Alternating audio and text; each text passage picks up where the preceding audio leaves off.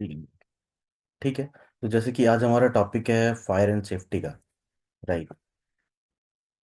और जो आज इस ट्रेनिंग के लिए स्लाइड्स का हेल्प ले रहे हैं उसके लिए क्रेडिट्स है quality international certificates issuing service को, क्योंकि उनके स्लाइड्स बहुत ही अच्छे रहते हैं, बहुत ही इंट्रिगिंग होते हैं और एक्सप्लेनेशंस उनके अंदर बहुत ही अच्छा होता है। तो फिर अब हम चलते हैं, सबसे पहले ऑब्जेक्टिव क्या क्या होना चाहिए इसके अंदर। तो understand the combustion process and different fire classes, मतलब कितने टाइप के फायर्स होते हैं इनके बारे में जानना होगा। और आग लगता कैसे है, आग जलता कैसे है, कंबशन प्रोसेस का मतलब यही हुआ कि आग कैसे जलता है, किस प्रोसेस पे काम करता है ये। ठीक है, फिर उसके बाद समझेंगे कि कितने तरह के एक्सटिंग्विशर के टाइप्स होते हैं और कैसे उनको ऑपरेट किया जाता है, क्योंकि हर अलग अलग तरह के फायर के लिए अलग अलग तरह के एक्सटिंग्विशर्स को यूज करते हैं हम लोग। राइट। और उसके बाद जानेंगे हम लोग रेस और पास के बारे में, कि ये दोनों क्या कॉन्सेप्ट है, इन दोनों के कॉन्सेप्ट की अंडरस्टैंडिंग भी देखेंगे हम लोग कि क्या इसके बैक एंड में चल रहा होता है। ठीक है। सबसे पहले आप ये तो बेसिक चीज़ है कि सब जानते हैं कि आग लगने से क्या क्या हमारा नुकसान हो सकता है, कॉन्सिक्वेंसेस ऑफ फायर। राइट। तो सबसे पहला तो लॉस ऑफ लाइफ है ना। लाइफ हमेशा ही थ्रेटेंड होता है फायर से, और लाइफ थ्रेटेंड होगा तो loss of family and friends, injury हो सकती है, घर या फिर कोई जगह है वो जल जाए तो प्रॉब्लम है। आपको फिजिकल हार्म हो सकता है, मेंटल हार्म हो सकता है, फाइनेंशियल हार्म हो सकता है, तो बहुत सारे हार्म है इससे, कॉन्सिक्वेंसेस ऑफ फायर में, है ना। और कुछ ऐसी चीज़ें भी जल सकती है जिसको हम फिर रिप्लेस ना कर सकें, है ना। तो बहुत सारे लॉसेस हैं फायर के। ठीक है। सबसे पहले जानते हैं हम लोग एक चीज़ कि फायर ट्रायंगल, फायर काम कैसे करता है, आग लगते कैसे है। ठीक है। तो सबसे पहले ऑक्सीजन बहुत ज़रूरी चीज़ है, जिससे कि कंबशन स्टार्ट होता है हमारा। यानी कि अगर ऑक्सीजन ना हो तो आग लगेगी ही नहीं। ठीक है। आग लगने के लिए ऑक्सीजन का होना बहुत जरूरी है। ठीक है। और उसके अलावा enough heat to reach ignition temperature, और कोई भी वस्तु को जलने के लिए जब तक उसका हाईएस्ट इग्निशन पॉइंट नहीं मिलेगा, जब तक उस टेम्परेचर तक नहीं पहुंचेगा, तब तक आग नहीं लगेगा। ठीक है। और फ्यूल तो चाहिए ही चाहिए, अगर फ्यूल नहीं होगा तो जलेगा क्या, है ना। तो इसको इस तरह से देखते हैं, इसको जूम करें अगर, आप देखो ये ट्रायंगल है। ठीक है। इस ट्रायंगल में क्या दिख रहा है कि ऑक्सीजन चाहिए, हीट चाहिए और फ्यूल चाहिए। इन तीनों के कॉम्बिनेशन से आग लगती है ना। तो इसीलिए हम लोग इसको क्या कहते हैं, फायर ट्रायंगल कहते हैं। और ये एक केमिकल प्रोसेस है, फायर जो एक केमिकल प्रोसेस है इन इस ट्रायंगल का। ठीक है। तो ये बेसिक कॉन्सेप्ट तो समझ में आया कि आग लगती कैसे है। तो आग को बुझाने के लिए हम तीन तरीके से स्टेप्स ले सकते हैं, या तो ऑक्सीजन का कट ऑफ कर दें, या फिर हीट ना पहुंचने दें यानी कि इग्निशन टेम्परेचर तक नहीं जाने दें, या फिर फ्यूल का कट ऑफ कर दें। तो इन तीनों ही केसेस में हम आग को रोक सकते हैं। राइट। और together they produce chemical reaction that is fire. तो इन तीनों का जो साथ में आपस में केमिकल रिएक्शन होता है वही फायर बन जाता है। ठीक है। देखते हैं कंबशन प्रोसेस क्या कहता है। तो देयर थ्री कंपोनेंट्स, तीन कंपोनेंट है ऑब्वियसली, ऑक्सीजन, हीट और fuel. Need all three components to start a fire, इन तीनों के बिना आग लग नहीं सकता। ठीक है। तो फायर एक्सटिंग्विशर्स रिमूव वन और more of the components, fire extinguisher क्या करते हैं कि इन्हीं तीनों कंपोनेंट्स में से एक या एक से ज्यादा कंपोनेंट को रिमूव कर देते हैं ताकि फायर आगे ना बढ़ पाए, फायर बुझ जाए। ठीक है। अब फायर के सोर्सेस क्या क्या हो सकते हैं, स्मोकिंग, इलेक्ट्रिकल इक्विपमेंट से आग लग सकती है, that is electrical fire. Right. Heater से आग लग सकता है, प्रोसेस मशीनरी से भी आग लग सकता है due to heat and friction. Contractors tools and equipments, बिल्कुल इक्विपमेंट की वजह से भी आग लग सकता है अगर मैक्सिमम टेम्परेचर पहुंच जाए तो। टॉर्चिंग यानी कि, टॉर्चिंग का मतलब जो आप वेल्डिंग वगैरह करते हो, वेल्डिंग वगैरह में जो टॉर्च यूज होते हैं या फिर गैस टॉर्च यूज होते हैं, जो कि इस इमेज में हम देख सकते हैं। ठीक है। फ्यूल्स क्या क्या है, आग को हेल्प करने के लिए क्या क्या फ्यूल्स है, तो पेपर है, बॉक्सेस है, पैकेजिंग है। पैकेजिंग में क्या, पॉलीस्टीरीन पेट्स एटीसी, यानी कि प्लास्टिक्स भी, सॉल्वेंट्स, कुछ केमिकल सॉल्वेंट्स हैं। ऑब्वियसली केमिकल तो कभी भी आग लगा सकता है ना।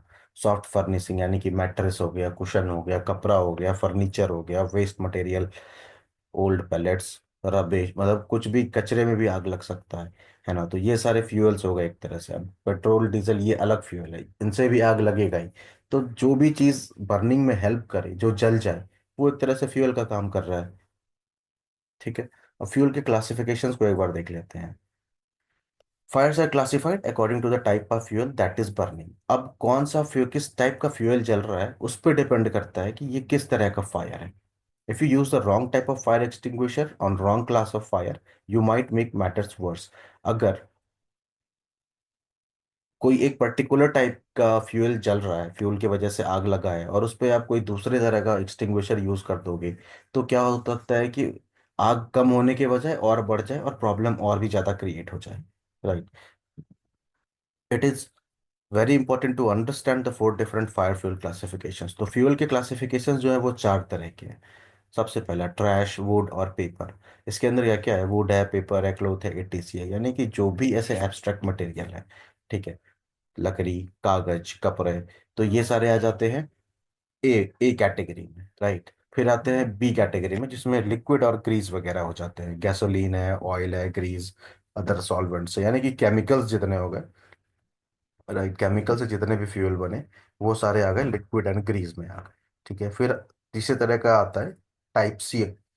उसमें क्या है, इलेक्ट्रिकल इक्विपमेंट्स है, computers, fax machine, other energize electrical equipment, जितने भी इलेक्ट्रिकल इक्विपमेंट है जो भी बिजली पे चल रही है, वो सारे आ जाते हैं टाइप सी फायर में। ठीक है। और उसके बाद है कंबस्टेबल, जो डी में आता है। ठीक है। कंबस्टेबल मेटल्स जैसे कि मैग्नीशियम, सोडियम, पोटेशियम। ठीक है। और फ्लेमेबल जितने भी मेटल्स हैं, जो कि एयर के कांटेक्ट में आते ही, जैसे कि आप जानते हो सोडियम वगैरह जो है वो एयर एयर के कांटेक्ट में आते ही जलने लगता है, फिर वाटर में भी उसको डालते हैं तो पानी में भी आग लग जाता है। ठीक है। तो उस तरह के कंपोनेंट को डी कैटेगरी में रखते हैं। राइट।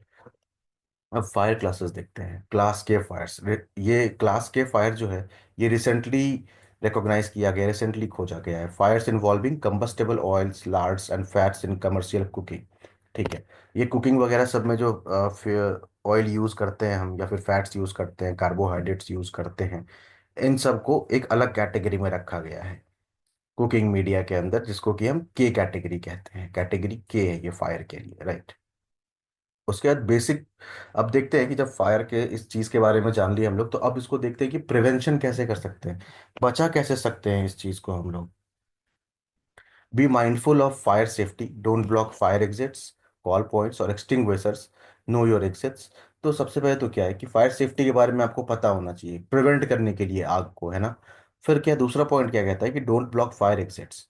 फायर एग्जिट जितने भी हैं वो कभी भी ब्लॉक्ड ही रहने चाहिए, क्योंकि वो कभी भी आपको यूज करना पड़ सकता है in case of sudden fire. क्योंकि फायर, ये इंसिडेंट्स जो एक्सीडेंट्स जो है वो आपको बता के कभी नहीं आने वाला है, वो अचानक से ही होगा जो भी होगा। राइट। कॉल पॉइंट्स और एक्सटिंग्विशर्स, एक्सटिंग्विशर्स वगैरह जो वो इजीली एक्सेसिबल होने चाहिए।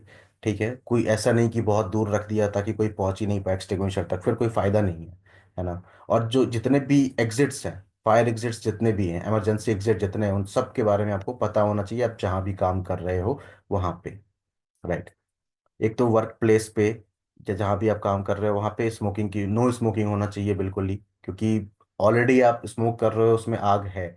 वो छोटी सी चिंगारी बहुत काफ़ी है आग को बड़ा करने के लिए। ठीक है। Take care with any hot process, follow manufacturers instructions. Manufacturer जो भी इंस्ट्रक्शन दे, मतलब आपका सीनियर भी एक तरह से जो भी इंस्ट्रक्शन दे, उस सारे चीज़ों को आप फॉलो करो, है ना। उस सारे चीज़ों को फॉलो करोगे तो क्या होगा कि एक प्रोसीजर बना हुआ है, प्रोसेस बना हुआ है, जिस प्रोसेस के थ्रू आप इंसिडेंट के चांसेस को आप हटा देते हो, रिमूव कर देते हो। Right. Maintain any machinery, observe good security, don't block fire doors वगैरह को आप ब्लॉक मत करिए। सिक्योरिटी बिल्कुल टाइट होनी चाहिए, जिसमें कि आदमी अलर्ट हो। फायर मार्शल्स वगैरह होते हैं जो देखते रहते हैं, फायर ड्रिल्स वगैरह होते रहते हैं कंटिन्यूसली, ऑर्गेनाइजेशंस वगैरह में, कंपनीज में या फील्ड पे। ठीक है। मेंटेन एनी मशीनरी, कोई भी मशीनरी है आपके पास, उसमें ग्रीजिंग वगैरह चेक करते रहिए, उसके इलेक्ट्रिकल कंपोनेंट सही से काम कर रहे हैं या नहीं कर रहे हैं वो देखते रहिए, है ना। ये सारी चीज़ें आप देखते रहोगे तो सब सही रहेगा। उसके बाद देखते हैं ऑन